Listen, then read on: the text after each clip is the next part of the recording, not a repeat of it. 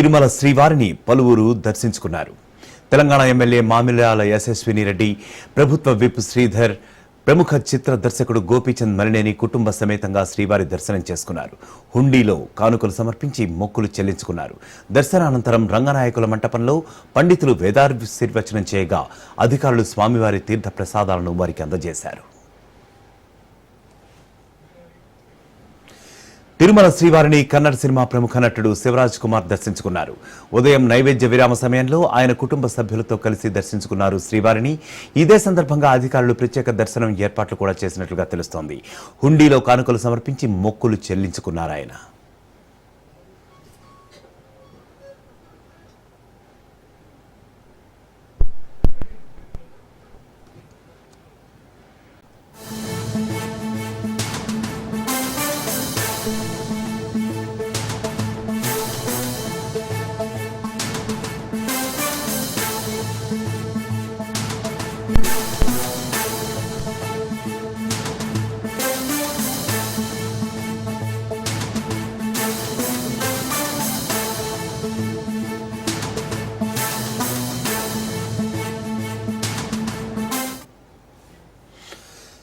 Breaking news చూస్తున్నాం. ఖమ్మం జిల్లా తల్లాడకు చెందిన యువకుడు హైదరాబాద్ లో గుండెపోటుతో మృతి చెందాడు. తల్లాడకు చెందిన 25 ఏండ్ల గుండ్ల రాకేష్ హైదరాబాద్ లోని ప్రైవేట్ ఎంప్లాయీగా పనిచేస్తున్నాడు. అతను రోజులాగే షటిల్ ఆటకు వెళ్లాడు. నాగోల్ స్టేడియంలో షటిల్ ఆడుతూ ఉండగా ఒక్కసారిగా కుప్పకూలిపోయాడు. వెంటనే స్నేహితులు దగ్గరలోని ఓ ప్రైవేట్ ఆసుపత్రికి తరలించగా అప్పటికే మరణించినట్లు వైద్యులు నిర్ధారించారు. చెట్టంత కొడుకు ఒక్కసారిగా మృత్యువాత పడటంతో కుటుంబ సభ్యులు బోరున విలపిస్తున్నారు.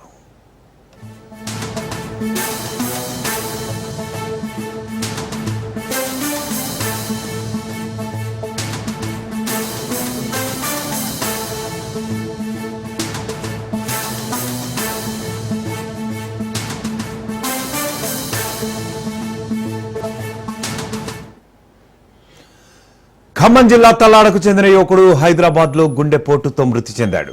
తల్లాడకు చెందిన 25 ఏండ్ల గుండ్ల రాకేష్ హైదరాబాద్ లో ప్రైవేట్ ఎంప్లాయీగా పనిచేస్తున్నాడు. అతను రోజులాగే షటిల్ ఆటకు వెళ్లాడు. నాగోల్ స్టేడియంలో షటిల్ ఆడుతూ ఉండగా ఒక్కసారిగా కుప్పకూలిపోయాడు. వెంటనే స్నేహితులు దగ్గరలోని ప్రైవేట్ ఆసుపత్రికి తీసుకువెళ్లగా అప్పటికే మరణించినట్లు వైద్యులు నిర్ధారించారు. చెట్టంత కొడుకు ఒక్కసారిగా మృత్యువాత పట్టడంతో కుటుంబ సభ్యులు బోరున విలపిస్తున్నారు. ఇక ఇదే విషయంపై మా ప్రతినిధి ఉపేందర్ మరింత సమాచారం అందిస్తారు. ఉపేందర్, ముఖ్యంగా చెప్పండి, ఈ మధ్య వయస్సులో ఉన్న వారందరూ కూడా యాక్చువల్గా ఈ రకమైనటువంటి స్ట్రోక్స్ కి గురవుతున్న సందర్భాలు చాలా ఉన్నాయి. మరి ఈ ఘటనపై మీ దగ్గర ఉన్న అప్డేట్ ఏంటి? ప్రసాద్, ఇప్పటికే యువత మొత్తం కూడా అటు హఠాత్తుగా చనిపోవడం కూడా కొంత ఆందోళన కలిగిస్తున్న విషయం అని చెప్పుకోవచ్చు. ఈ తాజాగా ఈ రోజు ఏదైతే తల్లాడుకు చెందినటువంటి యువకుడు హైదరాబాద్ లో కూడా గుండెపోటుతో మృతి చెందుతుందో ఈ ప్రాంత ప్రజలంతా కూడా కొంత ఆందోళన చెందుతున్నారు.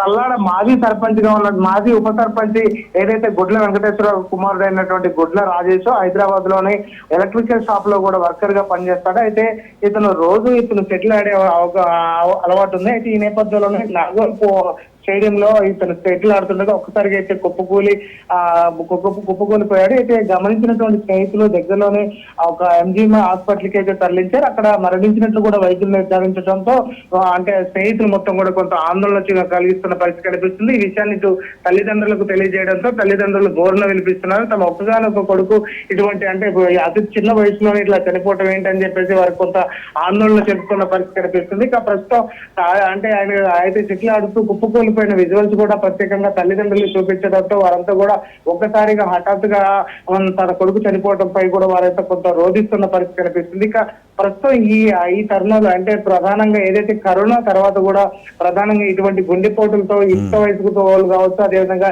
చిన్నారులు కూడా గుండెపోటుతో చనిపోతున్న పరిస్థితి ప్రధానంగా కనిపిస్తుంది. ఇక ఏదైతే ప్రస్తుతం తీసుకున్నటువంటి శరీరానికి సరైన వ్యాయామం లేకపోవడం వల్లనే ఇటువంటి ఘటనలు పునరావృతం అవుతున్నాయని చెప్పేసి అయితే వైద్యులు చెప్తున్నప్పటికీ క్రికెట్ ఆడుతూ ఏదైనా లేకపోతే ఇటువంటి షటిల్ ఆడుతూ వ్యాయామాలు చేస్తూ ఇట్లు మృత్యువాత పట్టడం కూడా కొంత ఆందోళన కలిగిస్తున్న విషయం. ప్రస్తుతం మాత్రం జిల్లా వ్యాప్తంగా ఇప్పటికే 18 మంది కూడా ఇటువంటి గుండెపోటుతో చనిపోయిన పరిస్థితి ఉంది. ఈ నేపథ్యంలోనే తాజాగా ఇట్లు రాజేష్ కూడా చనిపోవడంపై కొంత ఆందోళన కలిగిస్తుంది. ఇక డాక్టర్లు కూడా ప్రత్యేకంగా వైద్యులు ఏ చిన్న అంటే నొప్పి వచ్చినా వెంటనే వైద్యులు సంప్రదించాలని చెప్పి సూచిస్తున్నారు. ఈ నేపథ్యంలోనే ప్రస్తుతం మాత్రం ఆ ప్రాంతాల్లో కొంత విషాదశాలు తలముకున్నాయి. తల్లిదండ్రులు రోజుల్లో కూడా మిన్నంటున్న పరిస్థితి అయితే కనిపిస్తుంది. Prasad. Okay Upender, thank you.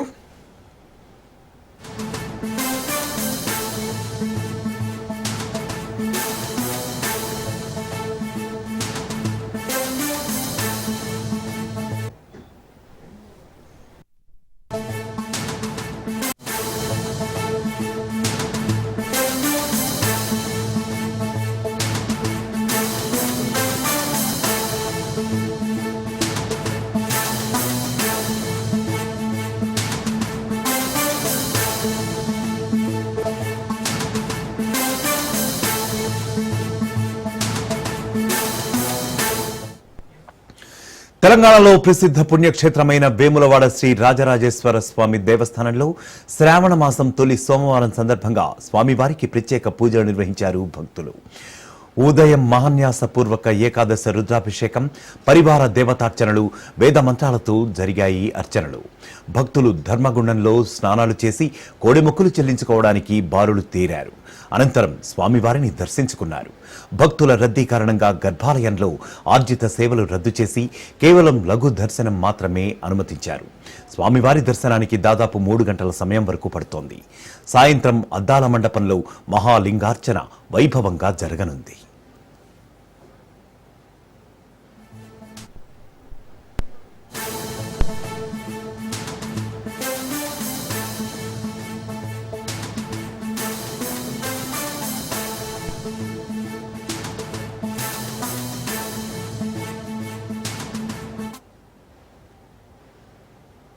తెలంగాణలో ప్రసిద్ధ పుణ్యక్షేత్రమైన వేములవాడ శ్రీ రాజరాజేశ్వర స్వామి దేవస్థానంలో శ్రావణ మాసం తొలి సోమవారం సందర్భంగా స్వామివారికి ప్రత్యేక పూజలు నిర్వహించారు.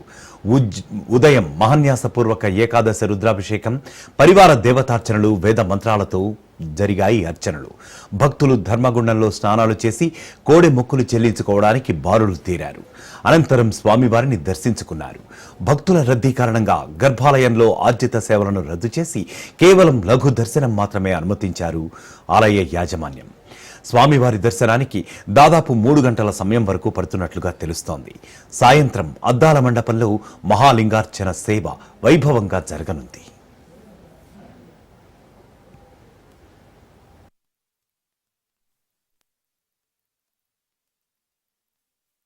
వాగర్థావివ సంపృక్తో వాగర్థ ప్రతిపత్తయే జగత పితరౌ వందే పార్వతీ పరమేశ్వరౌ.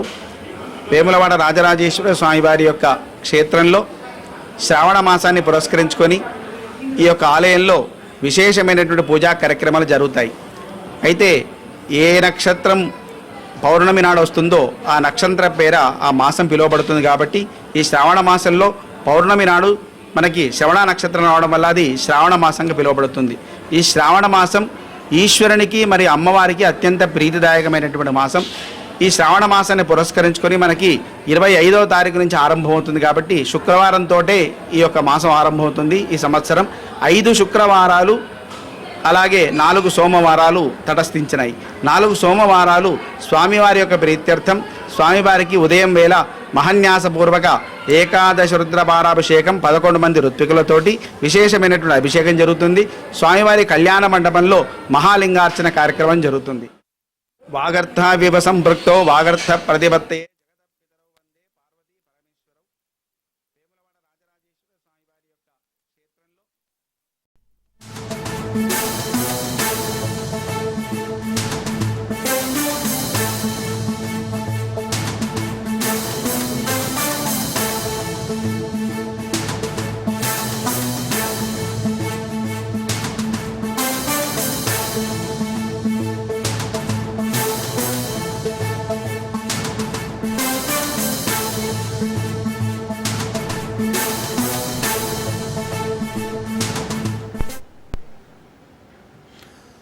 బ్రేకింగ్ న్యూస్ చూస్తున్నాం. కొండాపూర్ రేవ్ పార్టీలో విచారణ వేగవంతం చేస్తున్నారు పోలీసులు. కీలక సూత్రధారి అప్పికట్ట అశోక్ కుమార్ ని అరెస్ట్ చేశారు పోలీసులు. తన నుంచి డ్రగ్స్, గంజాయి, కాండోమ్ స్వాధీనం చేసుకున్నారు. డ్రగ్స్ అలవాటు ఉన్న యువతలే టార్గెట్ గా రేవ్ పార్టీలు నిర్వహిస్తున్నట్లుగా గుర్తించారు. తన దగ్గర ఉన్న కారుకు లోక్సభ ఎంపీ స్టిక్కర్ అంటించుకుని మరీ అశోక్ తిరుగుతున్నాడని తెలిపారు పోలీసులు. ఎంపీ స్టిక్కర్ ఎవరి నుంచి తీసుకున్నాడు అనే దానిపై కూడా పోలీసులు విచారణ చేపట్టారు.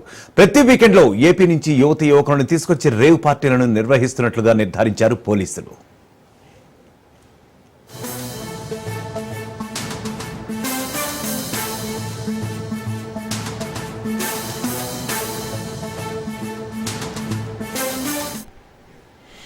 ఇక కొండాపూర్ రేవ్ పార్టీలో విచారణను వేగవంతం చేస్తున్నారు పోలీసులు. కీలక సూత్రధారి అప్పికట్ల అశోక్ కుమార్ ని అరెస్టు చేశారు. తన నుంచి డ్రగ్స్, గంజాయి, కాండోమ్ స్వాధీనం చేసుకున్నారు. డ్రగ్స్ అలవాటు ఉన్న యువతలే టార్గెట్ గా రేవ్ పార్టీలను అతను నిర్వహిస్తున్నట్లుగా గుర్తించారు పోలీసులు. తన దగ్గర ఉన్న కారుకు లోక్సభ ఎంపీ స్టిక్కర్ అంటించుకుని మరీ అశోక్ తిరుగుతున్నాడని గుర్తించారు పోలీసులు. ఎంపీ స్టిక్కర్ ఎవరి నుంచి తీసుకున్నాడు అనే దానిపై కూడా పోలీసులు ఇప్పుడు తీవ్రంగా విచారణ చేపట్టారు. ప్రతి వీకెండ్ లో కూడా ఏపీ నుంచి యువకులను తీసుకొచ్చి ఇక్కడ రేవ్ పార్టీలు తనిఖీలు నిర్వహిస్తున్నట్లుగా నిర్ధారించారు పోలీసులు.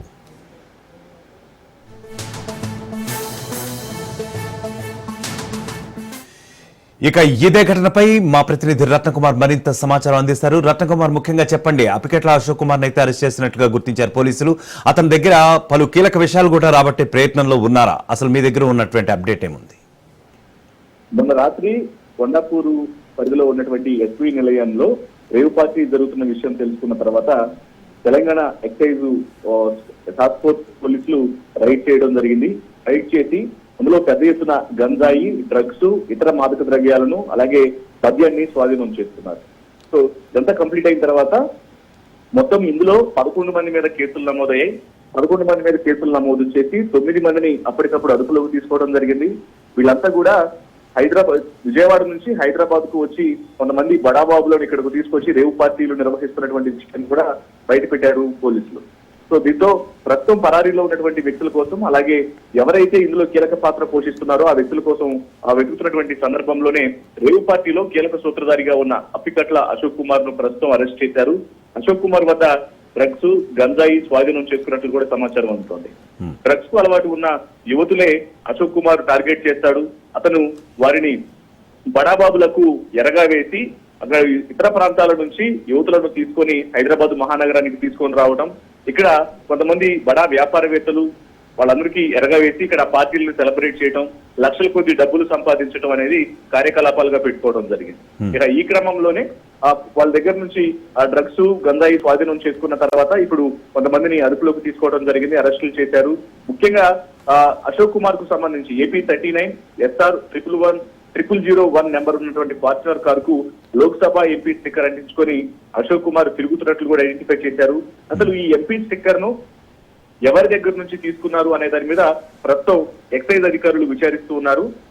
నిత్యం ప్రతి వీకెండ్ లో ఆంధ్ర నుంచి యువకులను తీసుకొచ్చి ఇక్కడ రేవు పార్టీలు నిర్వహిస్తున్నటువంటి అంశం పైన ప్రధానంగా దృష్టి సారించి ఇది ఎన్ని రోజులుగా జరుగుతోంది, ఇప్పటి వరకు ఎన్ని పార్టీలు నిర్వహించాడు, ఎంత పెద్ద మొత్తంలో ఇక్కడ డ్రగ్స్, గంజాయి వినియోగం జరిగిందనేది కూడా ప్రస్తుతం దర్యాప్తులో భాగంగా అతన్ని అరెస్ట్ చేసి విచారిస్తూ ఉన్నారు. Right Ratan, thank you.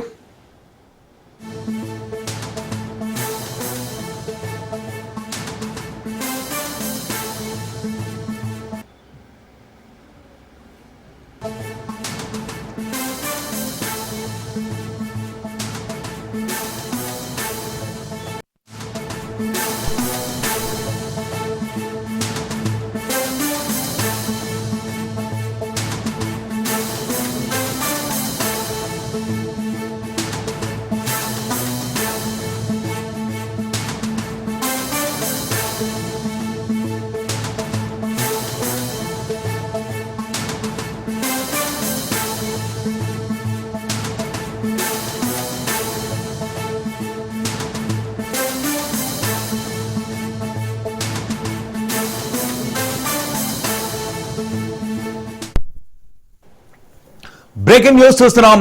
Nagarjuna Sagar ప్రాజెక్టుకు భారీగా వరద ప్రవాహం కొనసాగుతోంది. దీంతో నాగార్జున సాగర్ నిండు కుండను తలపిస్తోంది. రేపు సాగర్ గేట్లు ఎత్తి దిగువకు నీటిని విడుదల చేసే అవకాశం ఉందని అధికారులు తెలుపుతున్నారు. కృష్ణా బేసిన్లోని ప్రాజెక్టులకు వరద పోటెత్తుతున్న నేపథ్యంలో ఎగువన ఉన్న శ్రీశైలం జలాశయానికి వస్తున్న 1,20,000 క్యూసెక్కుల వరద నీటిని అదే స్థాయిలో సాగర్ జలాశయానికి విడుదల చేస్తున్నారు. డ్యాం క్రస్ట్ గేట్ల ఎత్తి నీటిని దిగువకు విడుదల చేసేందుకు అధికారులు సన్నాహాలు చేస్తున్నారు. 2007 సంవత్సరం తర్వాత జూలై నెలలో గేట్లు తెరుచుకోవడం ఇదే మొదటిసారి. నాగార్జున సాగర్ డ్యాం పూర్తిస్థాయి నీటి మట్టం 590 అడుగులకు గాను ప్రస్తుత నీటి మట్టం 584 అడుగుల నీటి మట్టానికి చేరుకుంది. 312 టీఎంసీల నీటి నిల్వలకు ప్రస్తుతం 294 టీఎంసీల నీరు నిల్వ ఉంది.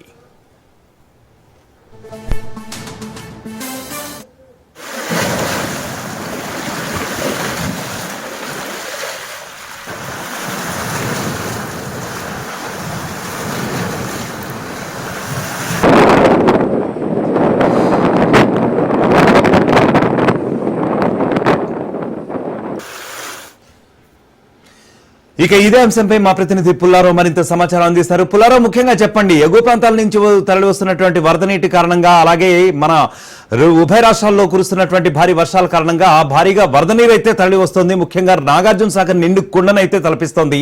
దీనిపై మరింత సమాచారం ఏముంది మీ దగ్గర? నాగార్జున సాగర్ కు గంటకు వరద ప్రవాహం అనేది బాగా పోటీస్తూ ఉన్న పరిస్థితి ఉంది. ముఖ్యంగా ఎగువ ప్రాంతాల్లో కురుస్తున్నటువంటి వర్షాల వల్ల కృష్ణా బేసిన్ లో ఉన్నటువంటి అన్ని ప్రాజెక్టులు కూడా నిండుకుండా తయారైన పరిస్థితి ఉంది.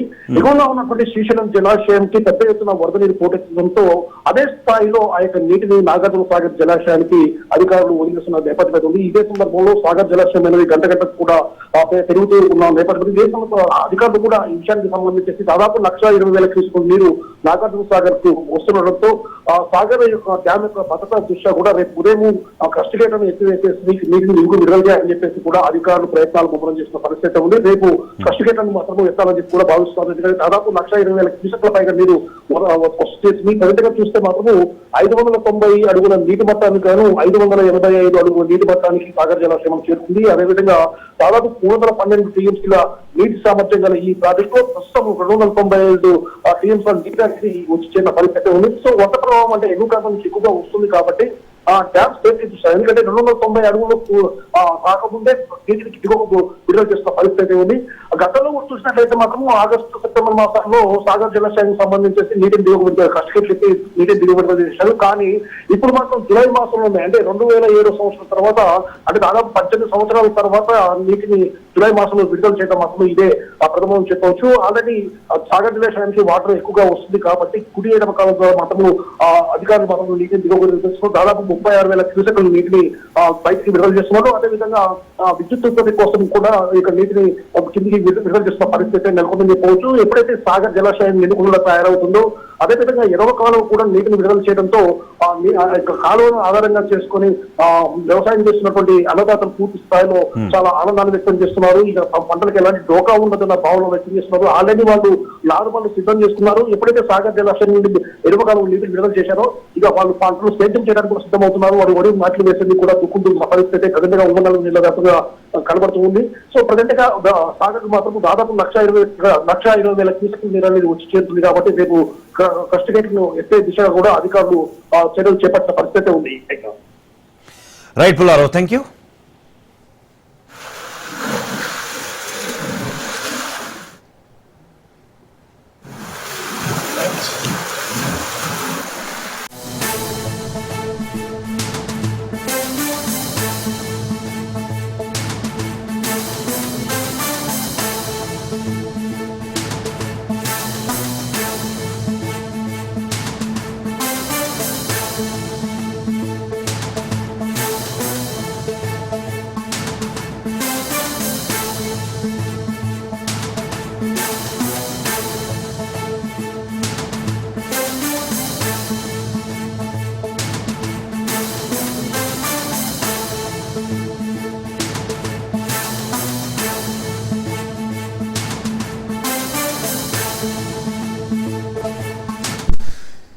ఇవాళ పార్లమెంట్ లో ఆపరేషన్ సింధూర్ పై కీలక చర్చ జరగనుంది.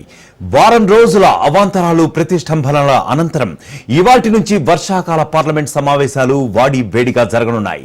పహల్గాం ఉగ్రదాడి ఆపరేషన్ సింధూర్ పై పూర్తిగా కేంద్రీకృతం కానున్న ప్రత్యేక చర్చ లోక్సభలో అధికార ప్రతిపక్షాల మధ్య మాటల యుద్ధాన్ని సృష్టించే అవకాశం ఉంది. 16 గంటల చొప్పున ఉభయ సభలకు సమయం కేటాయించగా సోమవారం లోక్సభ, మంగళవారం రాజ్యసభల్లో ప్రత్యేక చర్చ ప్రారంభం కానున్నది.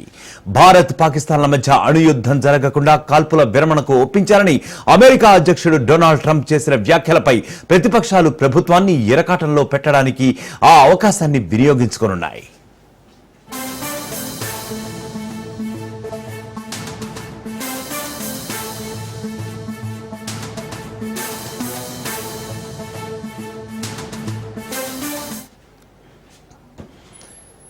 రెండు సభల్లో ఆపరేషన్ సింధూర్ పై విపక్షాలు లేవనెత్తే అంశాలకు ప్రధాని మోడీ సమాధానం ఇవ్వాలన్న డిమాండ్ ప్రధానంగా ఉంది. ఏప్రిల్ 22వ తేదీన పహల్గాం ఉగ్రదాడి, భద్రతా వైఫల్యాలు, 3 నెలలు అవుతున్న ఉగ్రదాడికి పాల్పడ్డ ఉగ్రవాదులను పట్టుకోలేకపోవడం, పాకిస్తాన్ ఉగ్ర శిబిరాలపై దాడి చేస్తామని ముందస్తుగానే పాకిస్తాన్ కు సమాచారం ఇవ్వడం, ఆపరేషన్ సింధూర్ సమయంలో చైనాతో ఘర్షణలు జరిగాయా, యుద్ధాన్ని తానే ఆపారని 26 సార్లు ట్రంప్ మాట్లాడటం, అమెరికాతో వాణిజ్య ఒప్పందాలు నిలిపివేస్తానని ట్రంప్ బెదిరించడం, ఆపరేషన్ సింధూర్లో భారత వాయుసేనకు జరిగిన నష్టం ఎంత? దేశ భద్రత, దేశ విదేశాంగ విధానంపై ప్రశ్నించేందుకు కాంగ్రెస్ సన్నద్ధమైంది. ఆపరేషన్ సింధూర్పై తమ ప్రశ్నలకు ప్రధాని మాత్రమే సమాధానం చెప్పాలని కాంగ్రెస్ డిమాండ్ చేస్తోంది.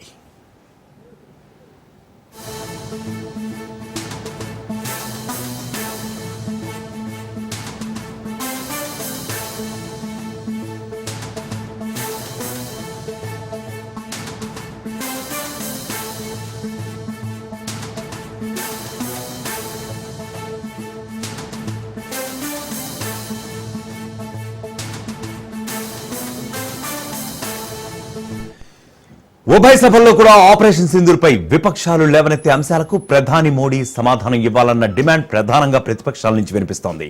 ఏప్రిల్ 22న పహల్గాం ఉగ్రదాడి, భద్రతా వైఫల్యాలు, 3 నెలలవుతున్న ఉగ్రదాడికి పాల్పడ్డ ఉగ్రవాదులను పట్టుకోలేకపోవడం, పాకిస్తాన్ ఉగ్ర శిబిరాలపై దాడి చేస్తామని ముందస్తుగానే పాకిస్తాన్ కు సమాచారం ఇవ్వడం, ఆపరేషన్ సింధూర్ సమయంలో చైనాతో ఘర్షణలు జరిగాయా, యుద్ధాన్ని తానే ఆపారని ఇప్పటికే 26 సార్లు ట్రంప్ మాట్లాడటం, అమెరికాతో వాణిజ్య ఒప్పందాలు నిలిపివేస్తారని ట్రంప్ ఇండియాని బెదిరించడం, ఆపరేషన్ సింధూర్లో భారత వాయుసేనకు జరిగిన నష్టం ఎంత, దేశ భద్రత, దేశ విదేశాంగ విధానంపై ప్రశ్నించేందుకు కాంగ్రెస్ సన్నద్ధమైంది.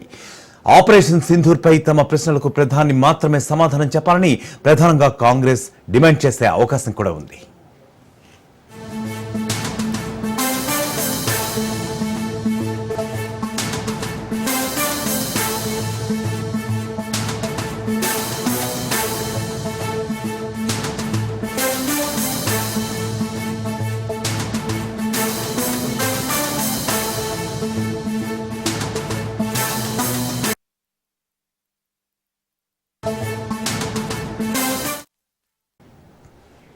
శ్రీశైలం జలాశయానికి వరద ప్రవాహం క్రమంగా పెరుగుతున్న నేపథ్యంలో అధికారులు మరో గేటును ఎత్తి దిగువకు నీటిని విడుదల చేస్తున్నారు. ప్రస్తుతం మొత్తం 2 గేట్ల ద్వారా సాగునీటి అవసరాల కోసం నాగార్జున సాగర్ కు నీటి విడుదల కొనసాగుతోంది. జూరాల, సుంకేసుల ప్రాజెక్టుల నుంచి శ్రీశైలానికి ప్రస్తుతం 1,27,392 క్యూసెక్కుల ఇన్ఫ్లో వచ్చి చేరుతోంది. అదే సమయంలో శ్రీశైలం నుంచి అవుట్ఫ్లో పరిమాణం 1,40,009 క్యూసెక్కులుగా ఉంది. ఈ మొత్తంలో 2 స్పిల్వే గేట్ల ద్వారా 53,764 క్యూసెక్కుల నీటిని విడుదల చేస్తున్నారు అధికారులు.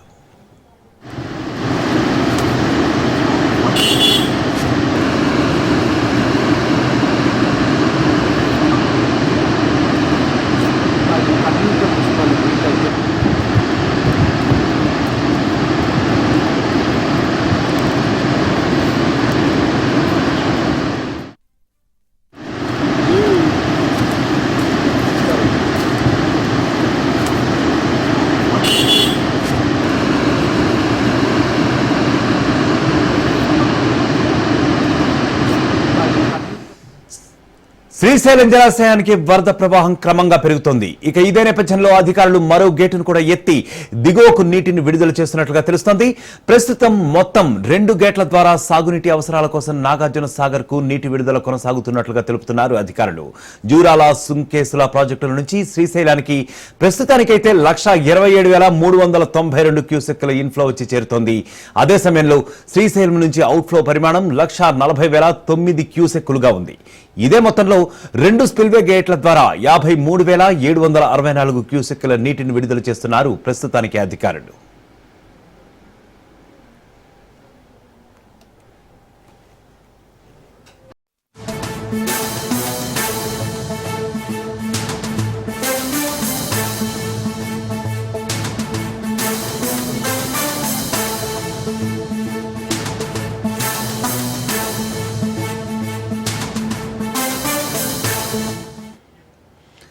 నంద్యాల జిల్లా ప్రముఖ పుణ్యక్షేత్రం శ్రీశైలంలో ముక్కంటి మల్లన్న ఆలయానికి భక్తుల రద్దీ పెరిగింది. శ్రావణ మాసం సోమవారం కావడంతో స్వామి అమ్మవార్లకు మొక్కులు తీర్చుకునేందుకు భక్తజనం పోటెత్తారు. ఒక్కసారిగా శ్రీశైల క్షేత్రం భక్తులతో సందడి వాతావరణం నెలకొంది. పాతాళ గంగలో పుణ్యస్నానాలను ఆచరించి శ్రీ భ్రమరాంబ మల్లికార్జున స్వామి అమ్మవార్ల దర్శనం కోసం క్యూ లైన్లలో బారులు తీరారు భక్తులు. శ్రీ స్వామి అమ్మవార్ల దర్శనానికి సుమారు 2 గంటల వరకు సమయం పడుతోందని తెలుస్తోంది. భక్తులు రద్దీ దృష్ట్యా ఆర్జితాభిషేకాలు, కుంకుమార్చన నిలుపుదల చేశారు అధికారులు. ఆన్లైన్లో టికెట్ బుక్ చేసుకున్న వారికి 3 విడతలుగా దర్శనం కల్పిస్తున్నారు.